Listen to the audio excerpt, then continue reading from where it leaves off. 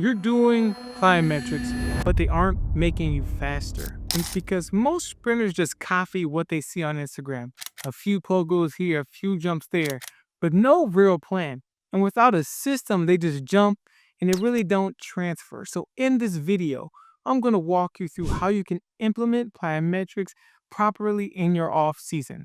My name is Lawrence L. Johnson, a professional sprinter. I ran sub 10 one time this year. It was windy, but I've also ran multiple 10.0s and 10.1s this season as well. NCAA All-American, I think like 6 times, school record holder in just about all the sprinting events. So if you're a sprinter who runs 12 seconds and you want to run sub 11, then let's clear this up first. Because plyometrics are not just jump training. They're fast, they're reactive, and they're explosive movements. And they're really designed to teach your body how to apply force quickly, absorb force safely, but transfer that energy efficiently. So that means stiffness, elasticity, rhythm, and that's exactly what sprinting demands. Because if they're not done right, there's going to be a problem. And that problem is that most athletes don't match their plyos to the sprint-specific phase that they're trying to train. And if you don't match the demand, the body can't transfer it. Here's a key principle. Plyometrics equal sprint phase. If I had $1 every time I saw someone doing plyometric runs, I'd be a rich son of a. I won't even go there because I'm not trying to swear. And actually, to implement plyos correctly, you must tie them into your sprinting. So that means that you have to try to transfer them to the phases of sprints. So what this means is your sprint phase should all be about overcoming inertia. The drive phase should be about projecting horizontally. Your max velocity phase of sprinting should be about bouncing vertically. And your deceleration should be about maintaining posture under fatigue. And as you can see, each one of these phases demands different force applications in different ground contact times. So your plyometrics should actually reflect that. Think about it this way. A depth jump isn't going to help your block start, and a box jump from a dead stop won't improve your top end speed bounce. And this is actually where the magic happens, when your plyos speak the language of speed. So here's the 3 rules for plyometric progression. And athletes, I'm going to show you how to program plyos into your training in 30 seconds. You must understand these rules. Rule number 1 is progression matters. You earn high intensity plyos, so you need to start with extensive and then build up intensity over time. Rule number 2, intent is everything, because every jump must look like sprinting. Tall hips, strong posture, and full extension, and you want to have reactive ground contact. Rule number 3, volume is a weapon or a wrecking ball. So what that means is too little plyometrics aren't going to give you any adaptation, but too much plyometrics is neural fatigue, injuries, and also slower sprint times, because plyos shouldn't be conditioning. They're speed tools, so you need to respect them in that fashion. So here's how you can program plyos for better acceleration. Acceleration has a longer ground contact time, so here's how we go. For the best plyos, in the start phase, you need to have seated box jumps, pause squat jumps, static broad jumps, and standing heel jumps, or you could throw in some low hurdle jumps from a static. Here's some of the coaching points.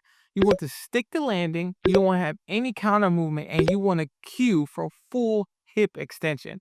And plus, take a little longer rest in between sets. So a little bit prescription would this be 3 to 5 sets, 3 to 5 reps with 90 to 120 seconds rest, because the goal here is to build concentric strength and projection timing for your block starts. Now your drive phase, plyometrics, because your drive phase equals your transition into speed while maintaining projection.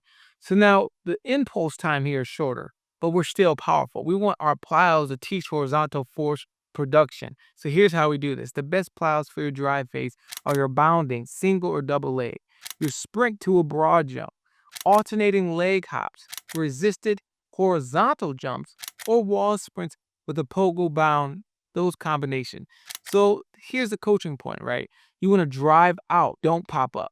You want to hold your posture, and you want to land in sprint-like shapes. You want to focus on quality over quantity here. Here's how you program it. 3 to 4 sets of 10 to 20 meters or 4 to 6 reps. Because the goal here is to train explosive projection with the correct torso angles. Sprinters, here's how you program plyometrics for better max velocity, because max velocity equals the shortest ground time, which means it's the most elastic phase. So here we're going to train for reactivity, stiffness, and neuromuscular rhythm. So here's the best plios for max velocity: pogo, single or double leg; depth jumps to bounce but not land; rudiment series such as ankling, skips, or bounds; and then also those fly step rounds or those low hurdle sprint bounce drills.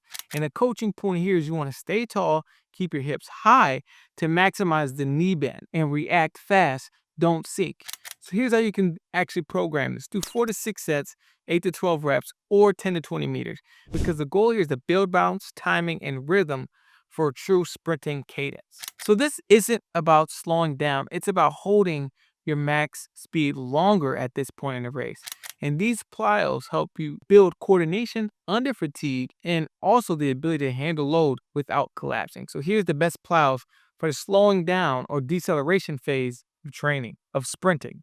Sprint, float, sprint plyos. Your single leg depth jump lands into a sprint, skips for height into a sprint, and your cadence resistant bounds. You can also do some sprint drops. And the coaching point here is the control under fatigue. You want to maintain posture on landing, and you don't want to cut the reps short. You want to control the last few reps. Only do about 2 or 3 sets a week. To wrap it all together, here's a full off-season program for Plyometrics. Week 1 to 4, focus on extensive plyos. This will help you teach your rhythm, your posture, and trunk stiffness. And remember, the goal here is just to prep your tendons and refine movement. Weeks 5 through 8 should be a power phase. This is how you're going to want to introduce projection and vertical force. So these are your bounds, your box jumps, your pause jumps. You can do this anywhere between 2 to 3 times a week, but you want to keep the volume moderate. And the goal here is to build horizontal and vertical impulse. Weeks 9 through 12 is your elastic peak phase of training. This is a high central nervous system load, but also your reactive contacts. So these are your depth jumps, your fly bounds, your sprint, float, sprint work. You want to keep this around 1 to 2 times a week, and you want to keep the volume low, but the intensity high. Because the goal here is to refine your stiffness, your bounce, and speed timing. Where does plyos even fit, though, in your weekly training? Here's the breakdown of how to schedule them each week. You want to have 3 sessions per max. Day 1 can be a horizontal focus. These are your bounce and projection. Day 2 can be vertical focus. This is your pogos, your skips, and stiffness. And an optional day 3 could be your extensive/recovery focus. These are your low-level jumps, and also focusing on trunk tempo and trunk control. So the best time to do them is before lifting if it's a light lift, after sprinting if they're moderate, or a day on their own if these are extremely high intense plyometrics. And always pair them with sprint drills or mechanic work for a full sprint transfer. Just doing plyos alone isn't really that effective. You don't just do plyometrics, you want to track them. So you want to track your jumps, distances, and heights. Are your broad jumps improving? Then you want to look at your ground contact times. Are your pogos more reactive? And then you want to look at your landing control. Are you sticking the landing without collapsing? And next, and finally, the most important is your sprint performance, right? You can do all the plyometrics in the world, but if your performance isn't getting better, it doesn't matter.